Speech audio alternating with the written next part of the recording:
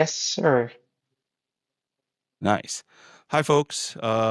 Welcome to another hangout with another fantastic creator that we have to celebrate 10 years of Ethereum. That's what Chinmay and myself are doing for the next couple of months. We are gathering the finest minds across the cryptoverse to talk about building on this network that we absolutely love. So we're trying something a little bit new today. We're going to go simultaneously live on X Spaces while we record a video. So those of you who are joining us live right now, you can maybe participate, drop us some questions, and we'll have a video recording up for you in a little bit of time. But without any further ado, let me introduce our guest for today. We have Zero X Gramajo, one of our friends from Farcaster, who is a cracked creator, developer, turn creator, but I will let them introduce themselves for you right now. Gramajo, the floor is yours. Welcome aboard. And could you tell us a little bit about yourself, please? Yeah, hopefully you guys can hear me. All right, Absolutely. Loud and clear. awesome. Yeah, so name's Gramajo. I got into crypto back in 2012. On the last couple years of university.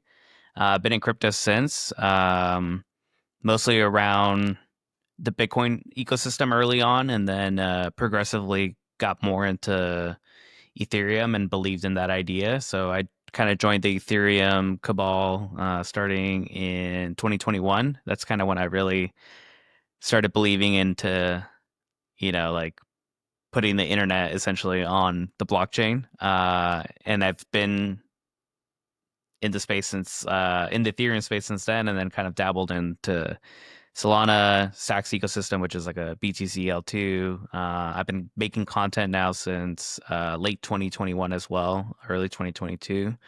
I interview mostly developers and just on-chain builders, as well as artists, which I consider them as builders as well. Been doing that now for a little over 2.5 years. So I have about, let's see, 100 plus issues of a newsletter, 25 plus episodes of a podcast, and then I do weekly spaces with a couple other creatives as well, where we talk about the on-chain creator economy. Yeah.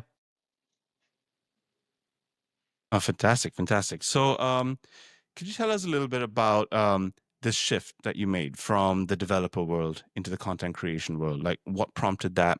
What did you see that felt my voice can be a great addition to the way these discussions are happening?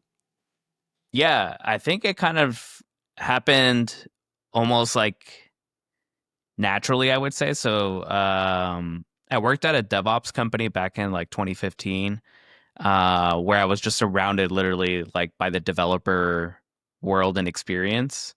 And that company went on to become public, and they really supported me in like learning Python and just becoming more technical.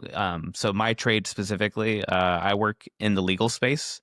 So it's usually very rare to have legal folks that understand very technical, nuanced software. And that was definitely like the software that we were selling was like for devs. It's like very critical for like the DevOps pipeline.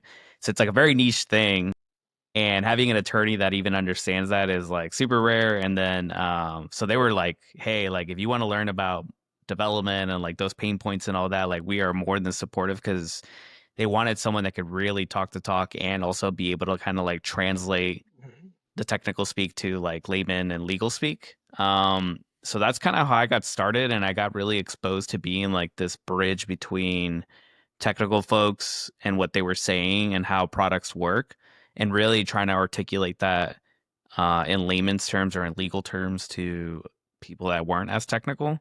Um, and so that happened naturally, just like at work. And then Mhm. um, just from being in the Ethereum ecosystem and being in the Bitcoin ecosystem for so long, this is not to say that I'm like some, super Chad dude that like understands everything. Like we're all kind of learning like economics, macro, like, how to go viral, how to be a dev. Like, everyone's kind of learning as they're going, and how does it fit with Web3. And so I think naturally what ended up happening when I joined my Web3 communities is I would see some, bit of news because like that was kind of what I took on as like my job was to be like, hey, let me stay up to date in the space and really share with people what I think is kind of interesting. So a lot of people just naturally started gravitating towards me to be like, hey, did you see this? Did you see that? And I would put that in my newsletter, ship that weekly. And then just naturally people were like, hey, I saw you wrote about that, but I actually really don't understand like why that's important. Like I saw that you highlighted it. I kind of can understand it. Um, can you expand more? So because essentially like my newsletter, I was trying to make it less than 10 minutes to read. And there's only so much you could say with text and in less than 10 minutes. Um, so yeah, naturally I was hopping onto spaces and they were like, expand or elaborate. And so it was a lot of like expand, like really explaining, like again, it was kind of like what I was doing in real life anyways. It was like explaining very technical things and why putting it on crypto or on blockchain rails, like why that was significant or why it mattered essentially. So like when blob sizes got bigger or when we were moving from proof of work to proof of stake, like so, just like simple things like that. So and as a new person, I felt like that was like for new people joining, I was like, how do you even like navigate this world? Like how do you navigate the NFT space? How do you navigate this technical space? How do you navigate the content creator space? Mm. Um, and so I was like, all right, like I think of it like I used to play video games and I've had people Sherpa me and like Destiny, like for raids, like, like I was like a lower level, but they basically brought me along to help me level up faster. And I was like, I just want to do that for people. Like I just want to, That's very you know, nice. share as much as I can. And obviously there's always going to be someone that's smarter than you, has more money than you, is more technical than you out in the world. But it's like that's not what I'm trying to go after. Like I'm not trying to be like the smartest person in the room. I'm just trying to be the person that's like can bring others along with me on this journey of like exploring Web3 and what that means, like the new frontier of the internet essentially. Wow. Okay. So like it's that's a very nice goal, like taking everyone together. There's a saying that hey, you go alone, you get faster, but if you go with the team, you get further, right? So it's the same mindset. We want to get this on-chain ecosystem to get further. From your early days, I want to hear like what was your early reactions to crypto and Ethereum and everything was, and who were those folks, if you remember those names and Twitter profiles. We would love to know about like who were the folks that gave you the hand in the early days and say, no, this is the answer. If this person wasn't there, I would not be in this space. So if you have some of the people that you want to give a shout out to, I want to listen to those names and follow them. Yeah. So let's see. I think early on, like crypto resonated with me for the most part because in the US, like so I guess they like set the scene mostly. It's like we had like the 99 versus the 1%. That was like a big thing that was happening. Like people were angry at the 2008 financial crisis. And I was just like about to graduate college and I was gonna like go into the workforce and there's like the job market was just crap. Mm. So I think what resonated with me about crypto was kind of like it's a whole new financial institution. So like that's what resonated with me. You're more in control, like the whole like you're your own bank. That was pretty big. And Um, you live in the United States, if I remember correctly. Like, yeah, that's why correct. why you own your own money is important to you. I know I'm going in different branches, but like I want to answer that, like hear that, and then a couple of people you want to listen to. Yeah, so I mean, I think it's like the fact that you own your own money is so I come from Guatemala, which is like a, whatever like term we want to choose, third world developing country. Take your pick of like the litter of like choice Developing. of words, but that's Guatemala. That's where I'm from. What what I realized was like there's a lot of biases in our financial system. So like my parents had like their own small businesses and just based on like the status that we had here in the US, like loans weren't available to them. Like they just weren't. So if my Mm. dad had an idea to expand a business, like we couldn't do it essentially. We had to do it via other means and um when Marvin was asking this earlier about with that lens, like how do you view crypto? Like I have some ideas like in my head where I'm like, they don't fit the Western like view of finances. They fit like the DeFi view. And I think that's what got me over the hump with Bitcoin to Ethereum. Because for the longest time, I'll be quite honest, like I was so deep in the BTC ecosystem that like I had zero like willingness to explore Ethereum. Like I was just like, I don't get it. Like I don't understand, like I was so just like hammered on the idea that like BTC was going to be the solution to everything. And like, why would you want the internet on crypto? And it took a while for me to like get over that hump. And I think DeFi was like the catalyst for that. It's like, Mm.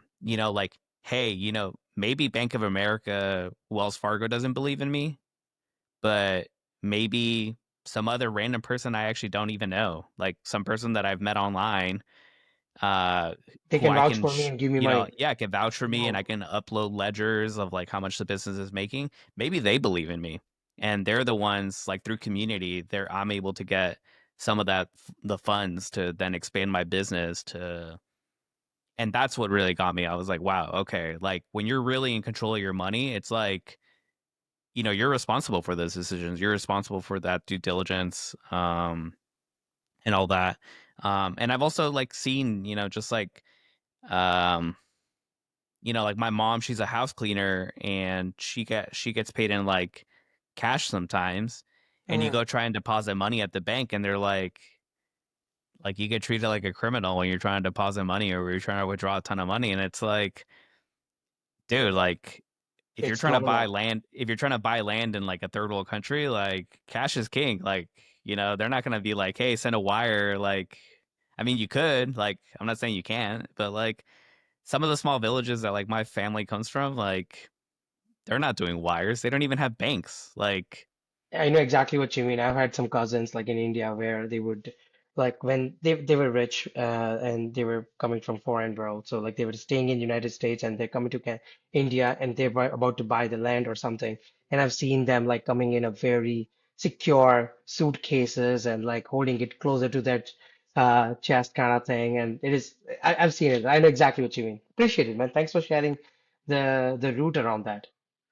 yeah, in terms of like people that got me, like specific people, so not many people were talking about crypto and Twitter, to be honest. Like, there wasn't many places. I mean, I'm very blessed that San Francisco, the Bay Area where I'm from, there's been a strong Web3 presence or crypto presence early on. So for me, it was literally like going to meetups and like literally using the Meetup app, if I remember correctly. I actually like want to pull it up.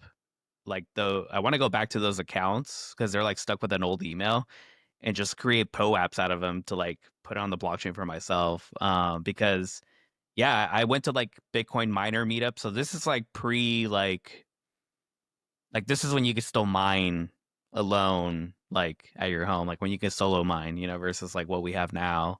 Um, so it was a lot of people in real life, like where I was like super smart people and I was like, hey, explain the white paper to me like some more, or like let's talk about it some more in real life. And so it was a lot of like people in the Bay Area. It wasn't really, I feel like, until maybe like 2019, 2020 that we started seeing more people on Twitter talking about crypto, to be quite honest.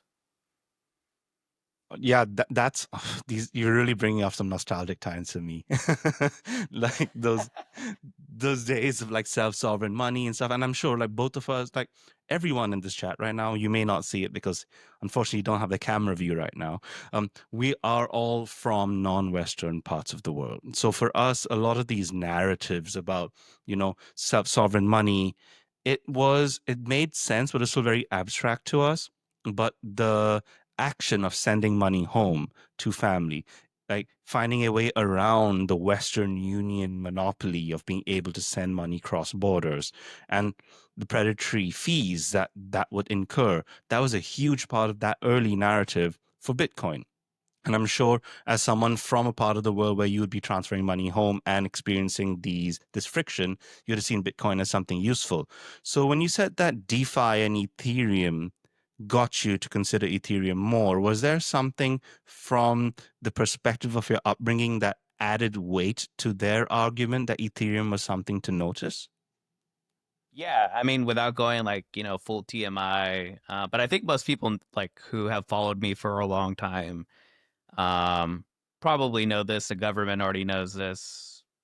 I put it on LinkedIn, so I feel like a lot of people know this by now. But yeah, so I was actually undocumented for a lot of my time here in the U.S. So I came to the U.S. like via asylum, but just due to the kind of like the legal situation in the U.S. or immigration situation, I essentially didn't have status, and that's why we actually didn't qualify for a lot of these loans, scholarships, or anything. Like so, even though my family didn't make that much. We just couldn't get the financial assistance because we didn't meet a certain criteria for the funds available, and it's fine, like it's like when like we just had an example of this, like where I was telling someone like Purple on Farcaster, shout out Purple. They were doing like a round of like giving like retro funds, and like the rules were kind of changing, even though it's like it was like 2-3 days into the round or whatever. And I was like, as much as I want to get mad, I'm like, one, it's hard running rounds. Um, it's hard giving out money, and like like how do you like measure or weight impact online in a decentralized way. So even though I was like a little annoyed that like the rules were changing or like the ground was shifting underneath me, like at the end of the day it's their money, they're able to do whatever it is that they want to do. Obviously like we want to like build towards a place where the rules and everything is more transparent, but people will find ways to game things, so it is what it is. So I think for me what it was um like even though I didn't qualify for these scholarships because of like my certain status, like I still thought like I had enough like in real life evidence to prove that I was worthy of these like scholarships or some kind of funding Yeah. or help. And I was able to do it like the old school way. Like I literally had to hustle and sell Excuse me. actual tamales and um like literally do like hey, I'll like mow your lawn and stuff like that. Like that's how you do it. Like you got to do it in other ways. And I had help from family members, and essentially I took like private loans from them, and that's how I got myself to even be able to attend university here. So it's like, how about that, but like on the internet with 3 rails, and everyone's protected and it's all visible, like, so that's what got me down that world. So Ethereum, so as yeah, that's a fascinating story. And I think your story is like the financial crisis was a lot of people's origin story into exploring alternative economies, seeing how badly institutions sort of let us down with this and how there was no recourse for the bad actors at all. Do you think this notion of looking for fairness and representation is a reason that is driving you to explore this space further? And is this something that you feel that is a way that we can bring in naysayers into our fold somewhat? Is there an opportunity there that educators can reach across the aisle and connect with people who may have dismissed this space? Yeah, 1000%. Like the examples I think about is like in our world it's so abstract sometimes to think about, but when you really really think about it, like it makes sense. So like I'll give you an example without being so fluffy, is like um the thing that gets me about this space is that you can have like a Charizard card, something very rare, Yeah. in a regular traditional institution will be like, no, like that's not rare. And it's like, just because it's something you don't understand doesn't mean that it's not valuable, Like I can literally go online and sell a rare Charizard for like a PSA 10 first edition.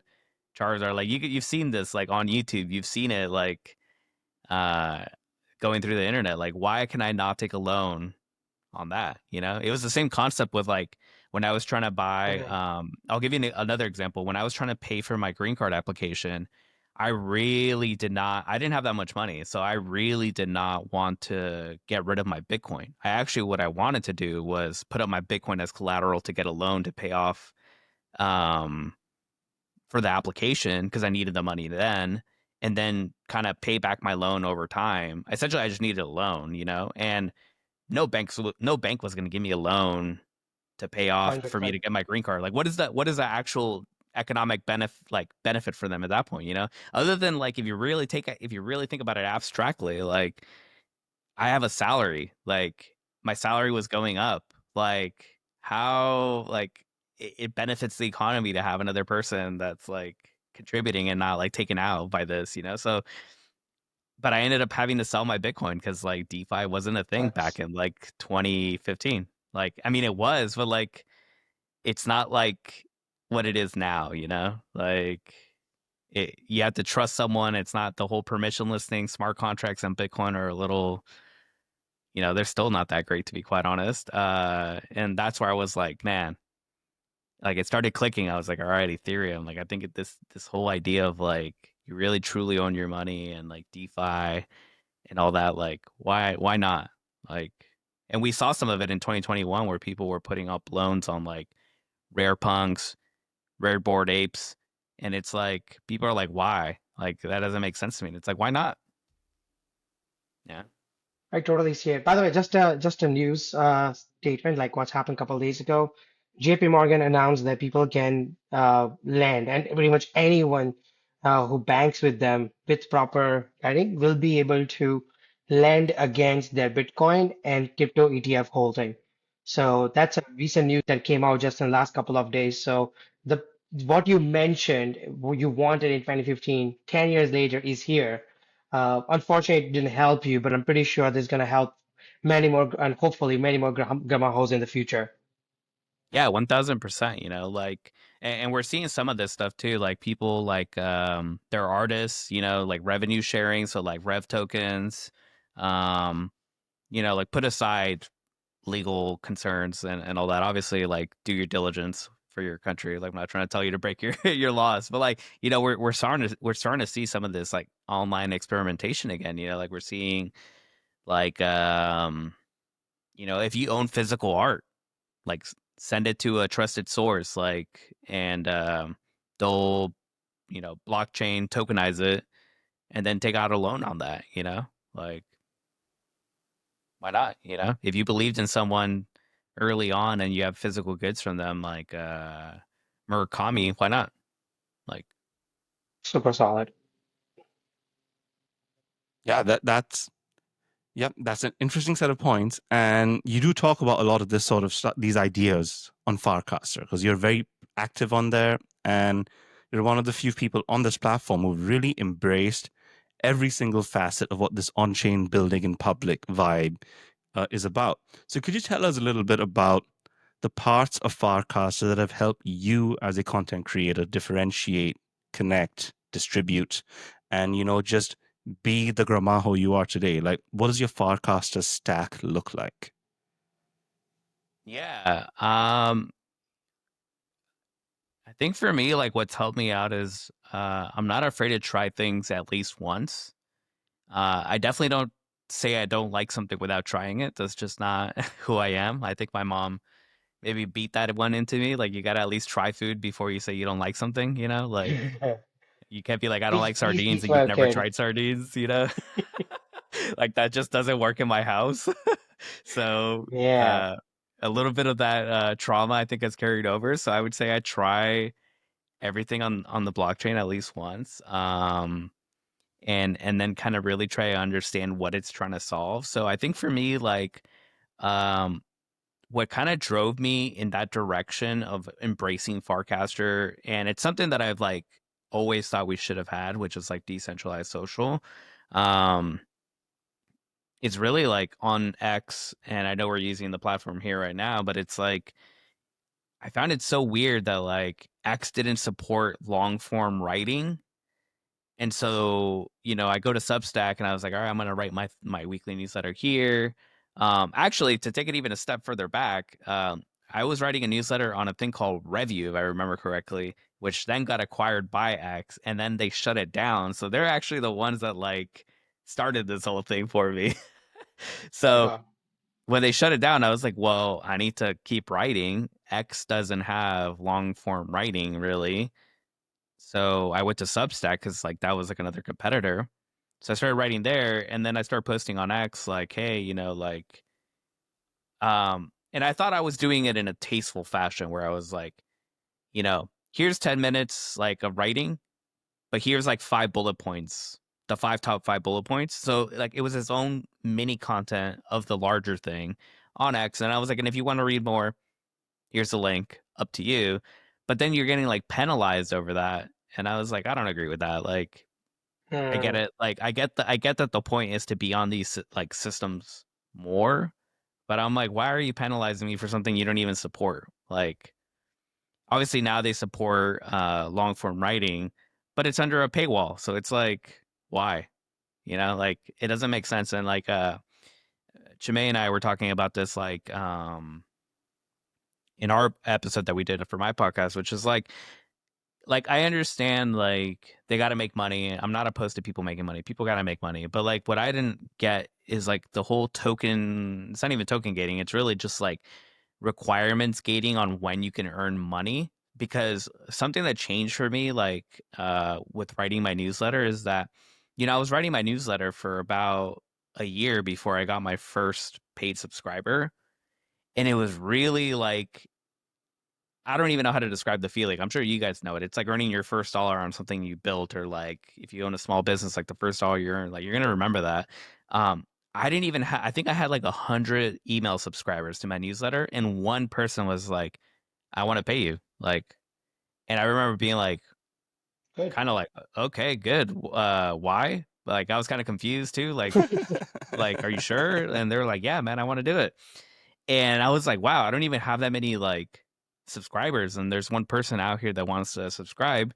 Um, and I was like, all right, like they said they're down. I'm not bribing them, or I'm not like forcing them to do it. They want to give me money, like sure, like that really helps and it motivates me, because like now I have like a premium subscriber. Um, and I just think it's so weird to be like, you need 50,000 followers and 22 million impressions and all like, why do you like, you know, the whole point of the internet is like if you have 1,000 true fans or whatever, you know. But if your conversion is higher, so if my audience is only 5,000 people, but my 1 in 5 people like me that much, why do I need 100,000 followers to, Yep. like my conversion is just higher. There's certain industries where your conversion or your click through rate is just higher. It's that simple. Like not everyone is created equal, so like in finance, like when you do YouTube algorithm, like if your audience is like high net individual worth people, or it's a segment of people that they want more of, which is like let's say financial people, um that's more valuable than maybe blue collar jobs. I don't know, like they set the parameters in the market. So like why am I getting treated the same for like an OnlyFans person if their conversion is 1 in 100 people or 1 in 1 million people actually convert? But for me, my conversion is 20%. Like, why do I need the same metrics as them? Like maybe with 5,000 followers and only like 100, that's sustainable enough for me. Like, I don't need more. I don't know. So it just seems kind of weird to me. Like, so that's kind of what pushed me into Farcaster. Um, the builder ethos there is really good. I've always been big fans of like build in public. So I think like Andrew Wilkinson and who else? I like the Typefully guys. So Fabrizio Rinaldi and Francesco. Those guys are really cool. I've been following them for a long time. Levels. I think that guy gets on everyone's nerves, but that guy's hilarious. So I follow all these people that's like they build in public, and I'm like, let me just do that, but like in Web3, and with content and on Farcaster. Like that, like I was like, I feel like that's already niching down a couple levels. So yeah, that's kind of how I ended up there. You use a very important word, niching down. And do you think that the crypto space has reached a stage that we can specifically niche down into the subsectors, or does it still pay to be a generalist right now? Um, I think it depends on like your goals. I think if your goal is to onboard the masses, like the base ecosystem of the world, um, if you have VC funding too, they might push you to be more generalist to get a larger pool. Um, I think if like you're trying to find I'm more of like niching down. I think it's the better thing, is the better move, and it also seems like the thing that finds product market fit faster. Um, so I'll give you a couple examples. So like Tippin and Noise, those are like two accounts or mini apps in Farcaster. All they do is microtransactions. Like you like a post, it sends 10 cents over to that person, Like they're not trying to boil the ocean, like where they're trying to be a client and be like all these other things. They're just doing one thing and they're going to do it really well, to be determined whether like that's enough. I think it might be. Another example I think of is I'm a big Pokemon card collector, so bear with me, guys. But Courtyard, um, I think of like eBay is the tool or the marketplace where everyone usually buys graded Pokemon cards. Um, but eBay sells everything. You can buy a boat on eBay. You can buy Yeah. shoes. You can buy batteries. I don't even know. You can buy a bunch of crazy stuff on eBay. Um, so because they're so generalist, buying Pokemon cards, like that experience there is actually kind of crappy, because when you say PSA 10, like there's not even a filter for PSA 10. You're literally just using like fuzzy searches within their big database of things.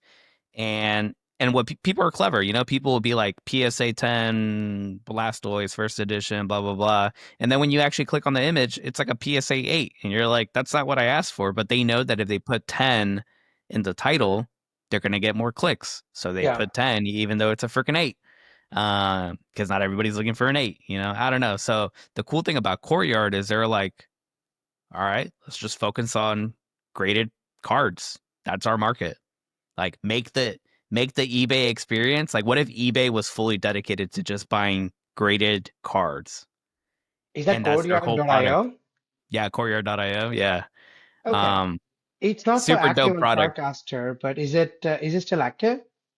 Yeah, they're still active. Yeah, they're very active. I've Super cool. I'll interviewed check those it guys out. too. Super cool company, and they're doing like RWA, so real world assets, blockchain, the whole nine. It's like a really cool product and company. But like again, they niche down. I mean, it's a big niche. Don't get me wrong. Pokemon's like a 3 billion market. Like Yes. it's not a small market, just FYI. So I think niching down makes sense. So we're seeing this down a little. We're seeing this a little bit with Farcaster too, where they're like they're really leaning in into like what makes them different than X and other platforms, which is they're not gating who can earn money on their platform. Obviously, they have their leaderboard, but there's so many ways to earn money on Farcaster. Like literally, there was someone that joined and they had like 20 followers and they made like $5 off of like tipping and noise and like a bunch of other stuff, and no one gated that. It was wallets and it was money straight to their wallet.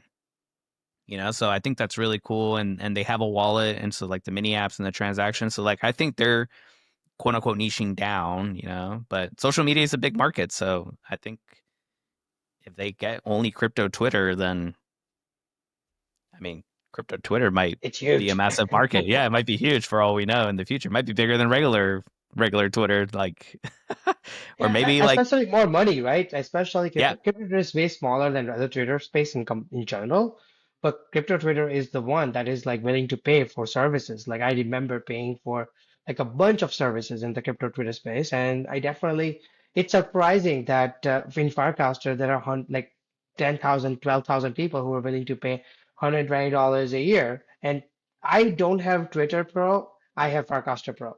And I bought Farcaster Pro hesitantly, but I'm willing to pay for Farcaster Pro more than Twitter Pro at this point in time. So it's interesting how niching down can really like give an incentive for your users to really pay for something. Yeah, yeah. So hopefully that answered your niching down question. But Oh, completely. I Yeah. would say niching down for me is kind of like the magic sauce, in my opinion. Nice. And I'm sure it also opens so many doors for you to get a little bit more technical, right? You can really get into the weeds of why this is important. Because I'm a marketer, and like my whole job is effectively trying to communicate the why to someone, because we need every daily active user we can get, and we need people to see crypto for its fundamental usefulness in a lot of those things. So as a content creator, have you seen how has our ability to communicate this usefulness changed, and where do you see it going? Yeah, I think that's a really good question because I think I think we're reaching a stage now where if you're in Web3, you're kind of already seeing some of the early stages of like being an on-chain creator and the benefits of it. Um, I think we're still like it's still developing, I would say for sure. An example that I brought up in the past is like I do still think that there's like a delta. And I'll give you an example. So in this world right now, in this scenario, um, if you had 1,000 emails of your fans, like let's say you have a Patreon and you're a musician, now you have all their emails. And even if they're not like paying you, like they're not subscribed, like let's just say you have a free one. Now you have 1,000 emails. And I feel like with 1,000 emails right now, it's a little bit more valuable than 1,000 addresses, like on pods. Mhm. That's Yep. not to say overall I don't see the benefits of having 1,000 addresses. I think the tooling will reach or like that benefit will become higher than just having an email. Um, but right now, like, what are the things you could do when you have 1,000 addresses? Like you can send them a direct message or a direct cast, XMTP or Farcaster. Rest in Hmm. peace, Perks. Um, but you could do that. You could analyze what kind of stuff they're consuming. So, like, if they're listening to other podcasts or if they're uh, minting other stuff, where they're spending their money. You can kind of see that a little bit with like Bello. That's another tool that on-chain creators could use, but I think they're also pivoting too. So like, I think it will be more They could get valuable. some And TP and Farcaster messages. You're right. yeah, like I think it will become more valuable, like having 1,000 addresses versus 1,000 emails. But I think with 1,000 emails right now, like you can get into people's inbox immediately. There's not like really a direct, like even the example of like sending a direct message to your 1,000 addresses. Well, do you do it on XMTP or do you do it on Farcaster? Those are two different things, you know? And now you're segmenting your audience. You know, like not everyone's on XMTP and not everyone's on Farcaster. So like how do you reach the same people versus like if I send you 1,000 emails, like and you subscribe and you literally like subscribed in my Patreon, like I'm pretty sure you're gonna open that email and it's gonna reach you. Like I'm pretty confident it's gonna reach you. Like I don't think it's gonna get stuck in the spam folder. So I think we're getting there. Yeah, so I think people see like the larger vision of like on-chain creator. But yeah, I think we're still a little like behind on like metrics and tooling and a couple other things, but it's developing quickly, I would say. Sweet. So this is a celebration of Ethereum, right? 10 years of Ethereum. So you've been in this space from actually the beginning of Ethereum. So could you tell us a little bit, like something that you saw in the moment that you thought, this isn't it? And then you came to realize, oh, wow, this was something that I completely overlooked and underrated at that moment in time. And now I'm reaping the rewards of what was put in place. Is there anything in this space that has appealed to you in that way? Hmm.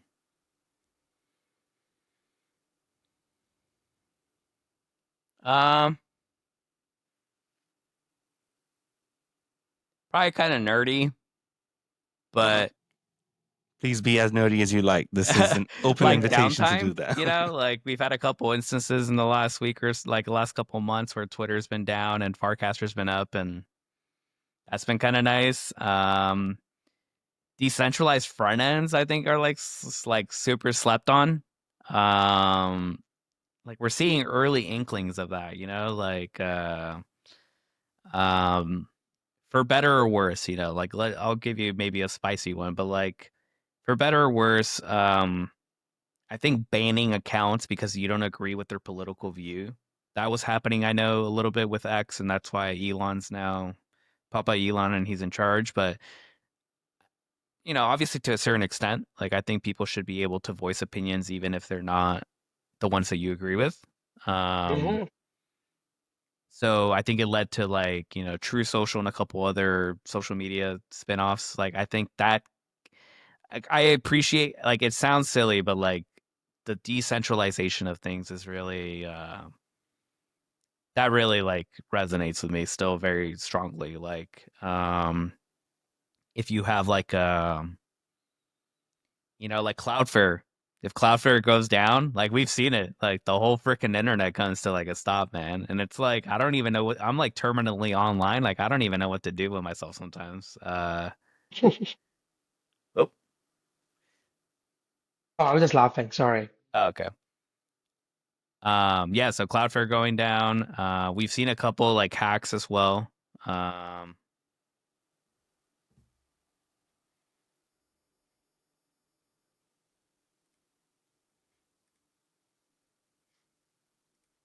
Okay.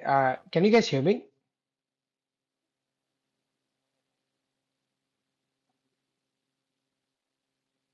Interesting. Can you guys hear me? Hello? Hello? I can't hear you, Chinmay. Yeah. Oh wait, that's because I Hi. probably. I think the space might have ended. The space, the, the space crashed? What happened? Yeah, that Yeah, was the weird. space crashed. So that was the audio that I lost. Right. Oh, shit. Okay. That is weird. Oops. I'm so sorry, guys. I don't know what happened. Like, if I don't even know if it's on my side, but No, it just ended as of its own. I don't know anyone. I don't think anyone in particular ended it or not. It's one of those Twitter days. Oh well. oh my God. But Yeah. Okay. but it's okay. That's why we do Riverside as well, right? So we can make sure that Yeah. Yeah, that's exactly it. Backup. Yeah. get our redundancies in. Exact. Hey, see, See, we gotta love that's the content redundancies, marketing man. brain right there. That, Well done, right Mark. there, Well man. done. Decentralized. Like, gotta have backups over here. Like, I don't know. I think that's what like it sounds cheesy, but like decentralization of things, like it's good, man. You know. Yeah, for sure. Decentralization in practice. But but I yeah, mean, so for the folks it's joining in painful, but Riverside, we have about 15 minutes left of this chat.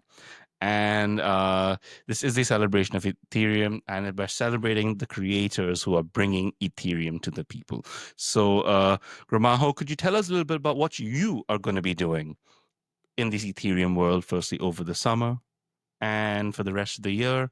What things have you got cooking, and what sort of things do you hope that Ethereum can help you achieve over the next quarter and beyond? yeah.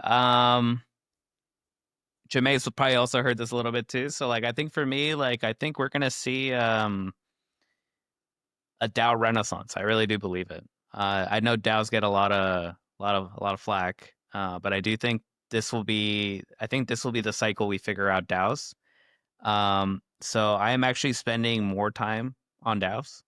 So I'm doubling down on DAOs. I used to actually not like DAOs. I've told a couple people that, and then I have a nouns now, and I'm actually going to be highlighting more now, not noun DAOs. So not really going to mess too much with the really, really big ones like Arbitrum. No offense, Arbitrum or Uniswap, but I'm going to be spending time with ENS. So my thesis around ENS and why I want to get involved with ENS is the naming, the namespace. I think that's super key.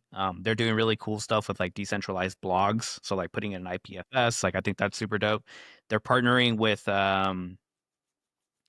all the Web2 players too, like PayPal, Venmo. Like I think they're doing really cool stuff in that front. So it's a little bit of like the DAO that's like more social stuff, which I vibe with. So I will be spending time with the ENS DAO a little bit more. I've joined a couple of their calls. So hopefully, like, if anybody wants to delegate to me on ENS, holler at your boy. And then the other one is Gnosis DAO. That's the other one I'm going to be spending a lot more time on. I get the sense from the outside looking in, Gnosis DAO is very much cracked builders, and they're all heads down, and they don't have Yes, enough. they They don't are. have enough people like hyping them up. And I think that's kind of like my goal. Is like my goal has always been actually that is like finding people that are building stuff on chain and then like really celebrating them and all their work and them trying to figure it out. Like this shit is hard. I'm also figuring it out too for my content. So like I think we're all in it together. Um and I think sometimes you need to take victory laps. Like no one's gonna do it for you. Like I currently like work in a technical business facing role. And I think Chinmay heard me like it took a hot minute to get our conversation going because I had a busy 3 months trying to launch this a bunch of SKUs for my company. And it's so funny, like as soon as we finish the work, everybody's like, "Oh, like great work, great work." And then 5 minutes later, they're like, "So here's another list of things that we got to work on." And it's like, I was like, "Dude, Going on a vacation, come on, dude. can, can we just not take shots of tequila for like 5 minutes and then like chill for like the rest of the afternoon before we start talking about like the bugs?" And I mean, like pizza or bugs, okay, I get it. Like we have hypercare, but I was like, come on, man, at least like give us like some time to like celebrate it. And I noticed you just got to celebrate because people don't understand, like from a technical perspective, they don't understand some of the work that goes behind the scenes. How intense it And can be. yeah, how intense it could be. And if they're like, because they don't understand it, they're like, pat on the back, let's go, let's keep doing this other thing. Like, and it's fine. Like that's, they're trying to move the company forward or whatever because they're high enough executives. But long-winded way of saying, like, I think Gnosis needs more cheerleaders, and I'm willing to be one of those people. So those are the two things I will be spending on this summer is getting more involved with them, highlighting more of their stuff, like either via podcast or newsletter. Um, and then I'm kind of chain agnostic. I know it's like celebrating 10 years of Ethereum, but I'm also going Dude, to be that's okay. spending, yeah, just I'll be spending time with other chains and also celebrating their builders because I think there's also a gap there too where Ethereum builders don't realize, and it's fine, like they're busy building. They don't realize that there's people building cool stuff in other chains. So WorldCoin is one that I think is kind of interesting. I know people are like have thoughts or opinions on it, uh, but they're focusing on like less on the Western stuff, like the U.S. Like they actually deployed abroad first before the U.S., which is like the inverse of most tooling. But I think there's some benefits to what they're building and that approach. So yeah. That's super cool. I have one follow-up regarding the DAOs. You said you can, of course, like highlight them during through your content, and of course, be in their discords. And if somebody comes up with questions, answer that. Make sure that onboarding is sweet and everything. So tasks are good. Uh, as a pure utilitarian person, I always worry about like what's the incentive to get people like you to do that in that context. And some people can afford it, some people cannot. But like the time wise, why should people consider what you're doing? Is it to boost profile? Is there some financial motives? Is it just lessons and learnings or internal information that you can get early so you can place financial bets? Like I'm just like trying to think all those information. It's like, hey, what are the incentives that you align yourself with, and what other people think like? From the list I gave, plus more, whatever you think like sharing. Yeah, no, I mean, I think it's a good call out, so I've definitely done a lot of this like as like on the side. Like I don't earn much income or any really from my content. So, um I think with the Gnosis DAO and the ENS DAO, it's like a combination of things. I think like right now for me, it's like building up the relationships with people. Like I value Hmm. that a little bit more. Um until I figure out what I really want to do in terms of like I've been giving this a lot more thought about like what actual role do I want in Web3? And I know we've talked about it a little bit too, where like maybe I get a job in a Web3 company. I've thought Yeah, about that. So like if I build those like relationships and bridges, then I can kind of cash in on that at some point, if needed. Not cash in the literal sense of like money, just cash in on like, hey, like I saw favors, you know calling in someone favors. there. Yeah, can you just connect me there like that? You know, like not give me Absolutely. $10,000. But an interesting thing that has come up recently, is I had someone recently reach out to me about being like a BD partner lead kind of role, which I never really thought about because it's not something that I do now, like in real life Web2 work. But I kind of do this already anyways, and they observed that and they were like, "What do you think about this?" And I was like, "Oh, I've never really thought about that at all." So that could be kind of cool. But I think right now it's just bridging, building bridges. But yeah, I agree. Like, I mean, at a certain point, I would say hopefully either via delegations or so like influence. That's one mechanism of power, or yeah, so either influence, like I get some delegates sent stuff to me, or financially, like I could just be like, hey, not asking for the world, but like I'll take like a couple GNO or a couple ENS tokens sent my way as like retro for it. um Makes I sense. know. Yeah, so I think I'm just approaching it from like a building partnerships and being just a good steward. And um I'm of like the idea, and maybe this is naive of me, is that um most of the jobs and most of the like mostly everything is like built on connections. Like the loan that I got to go to like school, I was that was about to like bring that up. Yeah, family connection, like family friend. Like so it's worked out, like throughout life. So I'm hoping that just being an overall person that's not always asking for something like money wise will just lead to like money will come to you hopefully someday. I think we're all trying to get money and make it work for all of us. So um financial freedom. yeah, financial freedom is probably the long-term goal. So um yeah, that's what I'll probably do is like, because I'll tell you honestly, like as I'm onboarding, like maybe Chinmay, like I think you've already picked up on this. Like when I commit to things, I commit to it pretty hard. So it's hella funny. Like I joined like the Gnosis like Discord server and the ENS server, and I was like, "What's up, guys? Like, let's get to work." And then people were like, "Who the fuck is this guy?" I was like, "Hey, Who's you gotta trying to take update." us over? Yeah, Alien invasion. I was like, I clicked on your link. Your link went to the wrong place. Fix that. Like I was like showing up with like bugs and shit, and people were like, "Who the fuck is this guy?" No, man, I know that. That's okay. But no, this is super cool. Like I liked your practical answer rather than saying that helping others is its own reward. It is. Like, don't get me wrong, it is. And I like doing that as well. But many people need to eat, and it's good to give them that path as well, because you and I, and of course, like people here in most cases, have been somewhat fortunate in terms of some of their financial standings because of the background early in the crypto and everything.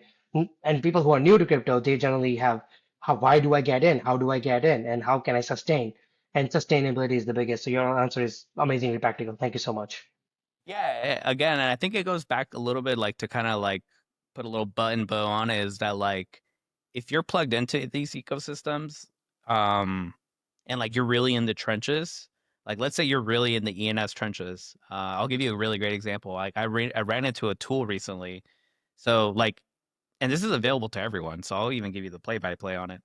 So they had a snapshot vote of like who should we fund for next year for like the next 6 months of runway, like apps, like give them some ENS money, right? And so I literally went down the list. There was like 20 companies in there, and I recognized like maybe four. Maybe four might be like even like a little like me being generous, like pretending that I know everything. It was like literally like probably two or three that I felt really comfortable like saying, "Oh, I know what those guys do," without even like looking it up.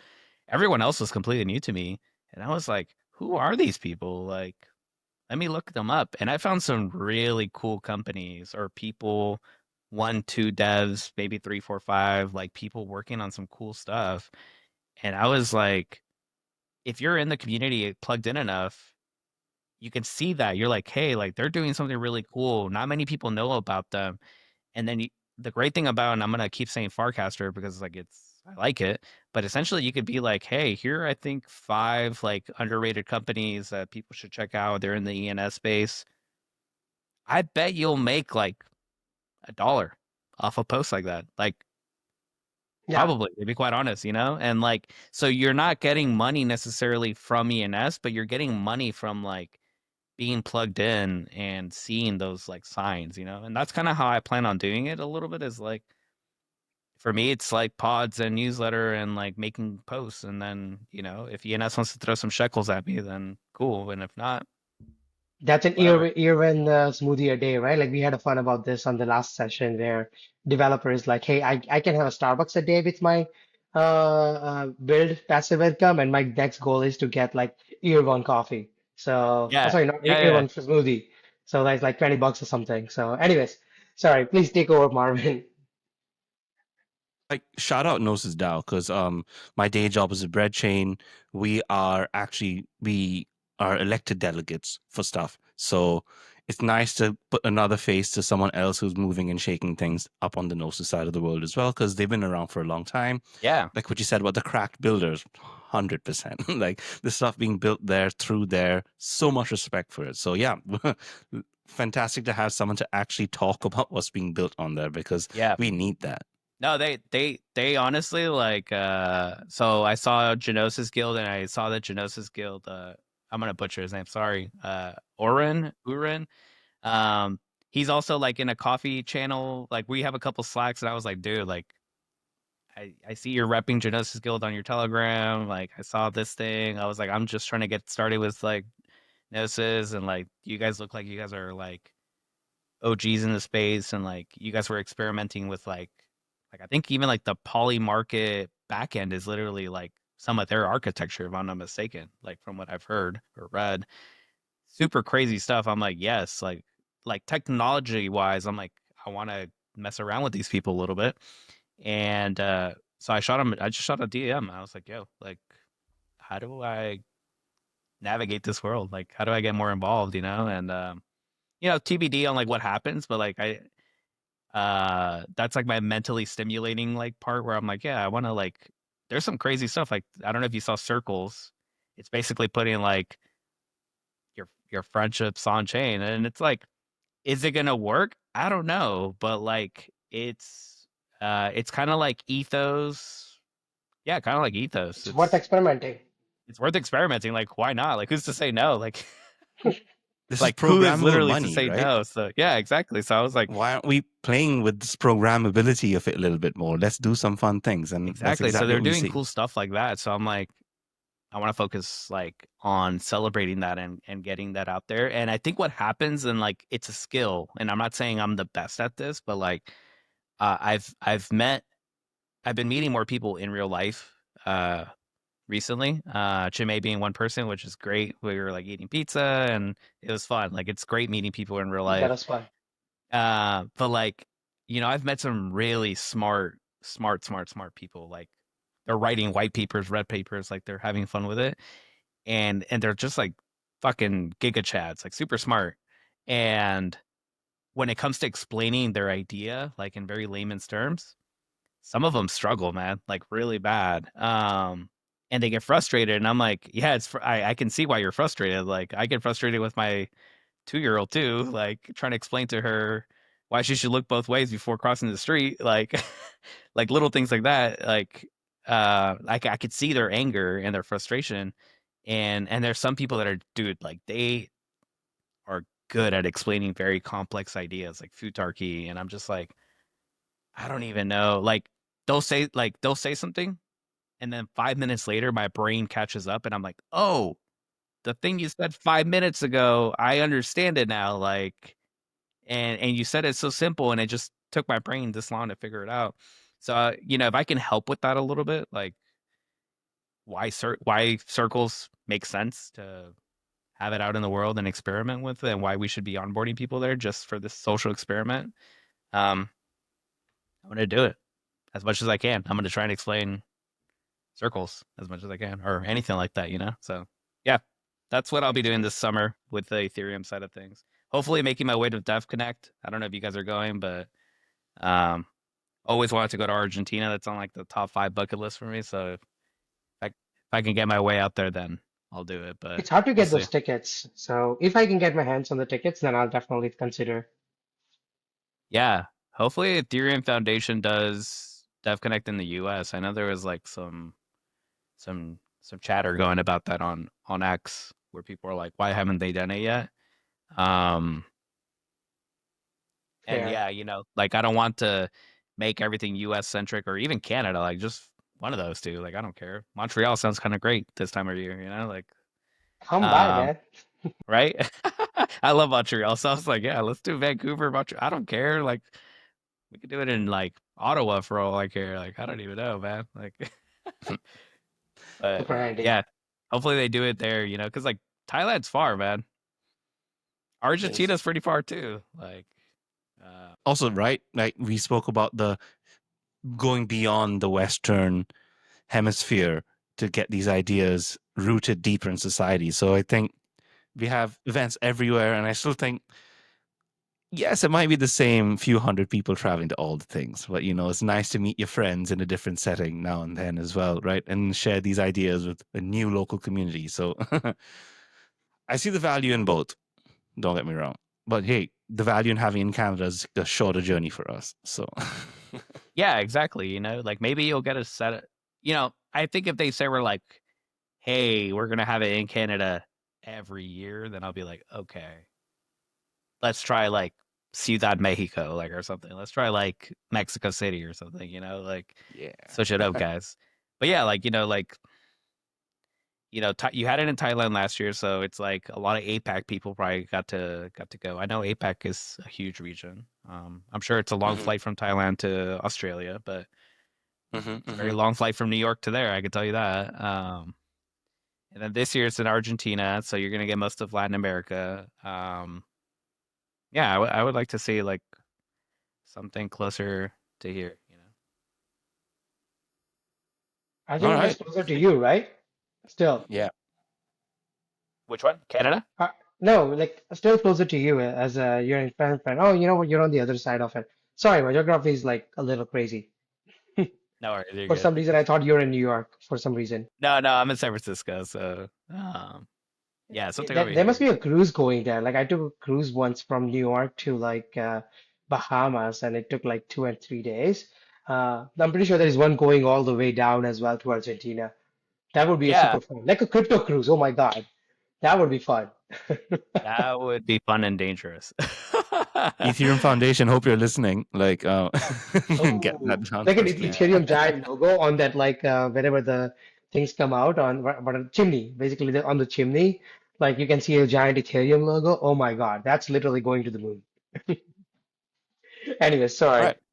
You're good. So You're yeah, good. so we're actually almost at the end of our chat for today. I'd like to thank Gramajo for joining us, and for all the viewers, despite the slight situation on the space ending earlier than we would have liked.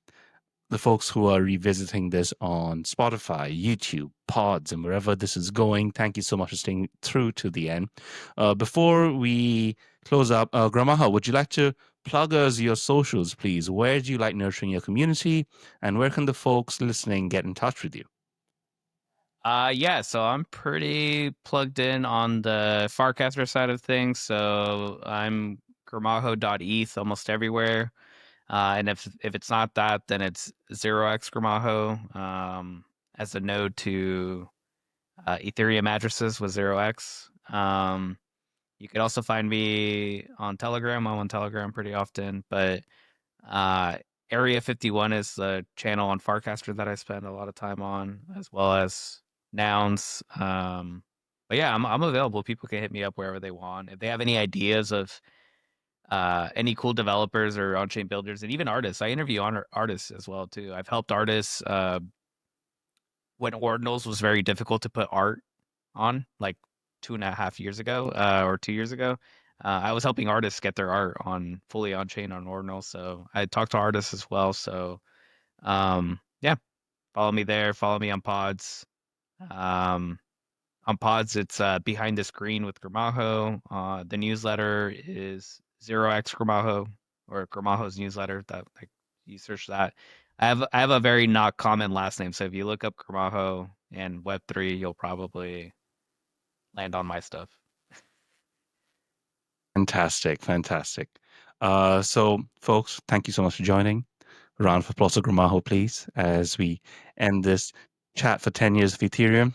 Thank you so much for sharing knowledge, insight, stories. This is a great time. Thank you so much for joining us. And we will catch you on the next one. You take care. See you soon. Bye-bye. Returning.